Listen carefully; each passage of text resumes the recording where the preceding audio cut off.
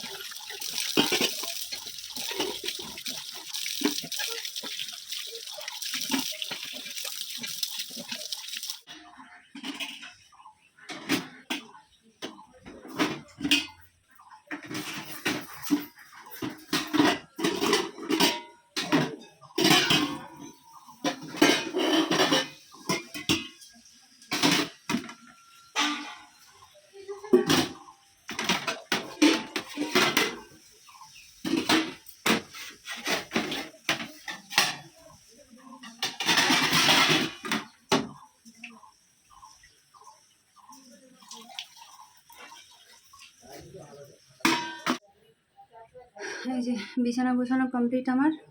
আজকে বিছানার চাদরটা চেঞ্জ করে নিয়েছি। তো এখন যাবো একটু দোকানে। লঙ্কা নেই, আর লঙ্কা ছাড়া তো রান্না হবে না, তাই না? কালকে লঙ্কা শেষ হয়ে গেছিলো, আর পরকে যে বলবো ফোন করে যে লঙ্কা আনতে, সেটাও ভুলে গেছিলাম আমি। বলে ঠিকই এনে দিত। এখন যাবো লঙ্কা আনতে। আর ব্রেকফাস্টে করবো হচ্ছে আজকে মুড়ি ভিজিয়ে চিনি দিয়ে খেয়ে নেবো। অন্য কিছু খেতে ইচ্ছে করছে না, ভালো লাগছে না কেন জানি না কিছু। তো চলো দোকানে যাই। আর বাসি কাজ যা যা ছিল আমার সব কিছু হয়ে গেছে কমপ্লিট। এখন লঙ্কাটা এনে ব্রেকফাস্ট করে রান্নার জন্য চলে যাবো রান্নাঘরে। তো গেছিলাম দোকানে, আর এই যে নিয়ে এলাম লঙ্কা, তার সঙ্গে আর একটা জিনিস এনেছি, তারা আপনাদের দেখাই।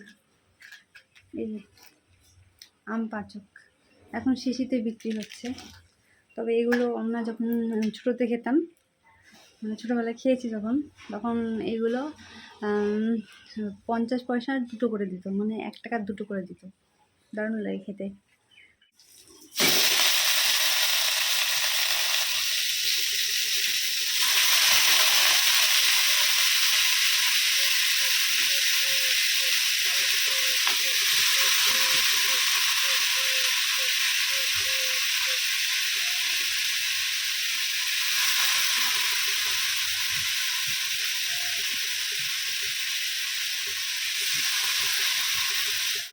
চলে এসেছি রান্নাঘরে রান্না করতে, আর রান্না অলরেডি চাপিয়েও দিয়েছি।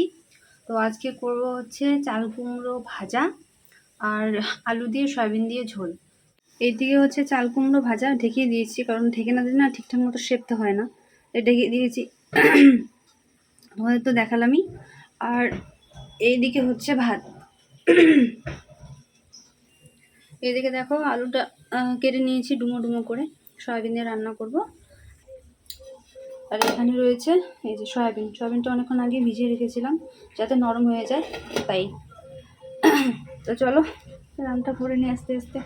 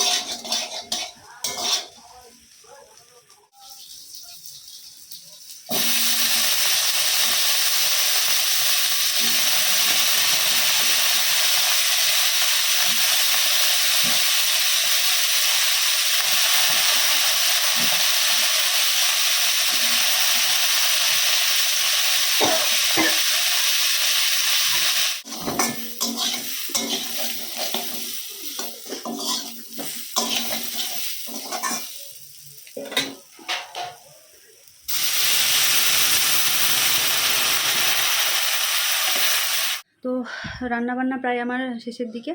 কুমড়ো ভাজা অনেকক্ষণ আগেই হয়ে গেছে, ভাতটাও হয়ে গেছে। এখন শুধু সয়াবিনের ঝোলটা করলেই হয়ে যাবে। তো আলু সয়াবিনের সবজিটা আর কি বসিয়ে দিয়ে এসেছি। আর এই যে এখন সার্ফ নিয়ে যাচ্ছি কলবারে। কয়েকটা জামা কাপড় আছে, ওগুলো এখন ভিজিয়ে রাখবো, দিয়ে পরে ধুয়ে দেবো।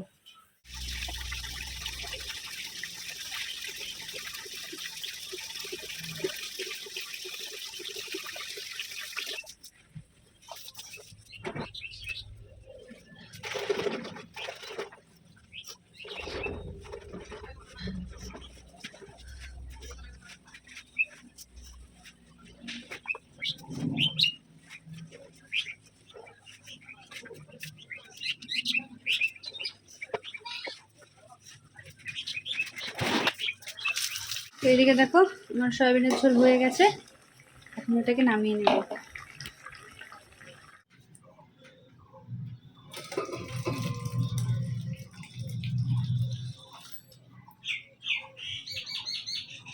তো রান্না বান্না কমপ্লিট আমার। এখন এটা বাসন কটা মেজে নিয়ে জামা কাপড় কটা ভিজিয়ে রেখেছিলাম, ওগুলো ধুয়ে দেবো, দিয়ে তারপর স্নান করে নেবো। একদম ঘেমে গেছি, যা গরম পড়েছে কি আর বল। তো বর চলে এসেছে কাজ থেকে, আর দাঁড়াও দেখাচ্ছি একটা জিনিস। সবজিগুলো এনে কীভাবে রেখে দিয়েছে, তবে মাছি পড়ছে। দেখি কি কি এনেছে ওগুলো। পেঁয়াজ, লঙ্কা, করলা, রয়েছে পটল, ঢেঁড়স, আর এই যে টমেটো, এই যে ছোটো থেকে মিষ্টি কুমড়ো। তো চলো এগুলো গুছিয়ে রাখি। আর এইদিকে দেখো তিনটে তরমুজ এনে রেখেছে। মানে ওর হচ্ছে এইটাই একটা বাজে অভ্যাস, যখন কিছু আনবে তো একদম মানে এত পরিমাণে নিয়ে আসে দেখে শেষ করা যায় না। আর এইদিকে এনেছে হচ্ছে চাদা মাছ, যেটা এখন ভেজে রাখবো। বেশিক্ষণ তো রাখা যাবে না, যেহেতু গরমের দিন পড়ে গেছে, এটা ভেজেই রাখতে হবে, আর নষ্ট হয়ে যাবে। আর এদিকে আরও কিছু জিনিস এনেছে, আমি এগুলো আনার জন্য SMS করে দিয়েছিলাম, তো ওগুলোই নিয়ে এসছে আর কি। রয়েছে এই যে মশলা মারা ধূপকাঠি, গোটা গরম মশলা, কোলগেট, আর এগুলোকে কি বলে এগুলো নাম আমি ঠিক জানি না, কিন্তু খেতে ভালো লাগে তাই আনতে বলেছিলাম, এনেছে। আর এখানে রয়েছে ডিম, আর কি জানি একটা লিখেছিলাম, আমার এখন মনে পড়ছে না ঠিক, আর ও নিয়ে আসেনি, নিশ্চয়ই ভুলে গেছে। চলো এখন এগুলো গুছিয়ে রেখে দিই ভালো করে। এখন সময় হচ্ছে প্রায় 8টা, আর আমি বসে বসে এটা খাচ্ছি আম পাচক, পরে যেটা এনেছিলাম আর কি ওটাই। আর এটা খেয়ে দে তারপর যাবো রান্নাঘরে, ওই যে মিষ্টি আলুটা এনেছিলাম ওইটাই সেদ্ধ দেবো আর কি। সেদ্ধ করার পর তারপর রাতের খাবারটা খেয়ে নেবো, খেয়ে তারপর শুয়ে পড়বো আর কি, বেশি লেট করবো না। তো তোমরা কি ঈদে খাওয়া দাওয়া করলে অবশ্যই কমেন্ট করে জানিও। আর আজকের ব্লগটা এতটুকুই রাখছি, কীরকম লাগলো অবশ্যই কমেন্ট করে জানিও। তো নেক্সট ব্লগে তোমাদের সঙ্গে আবার দেখা হবে। Tata, good night.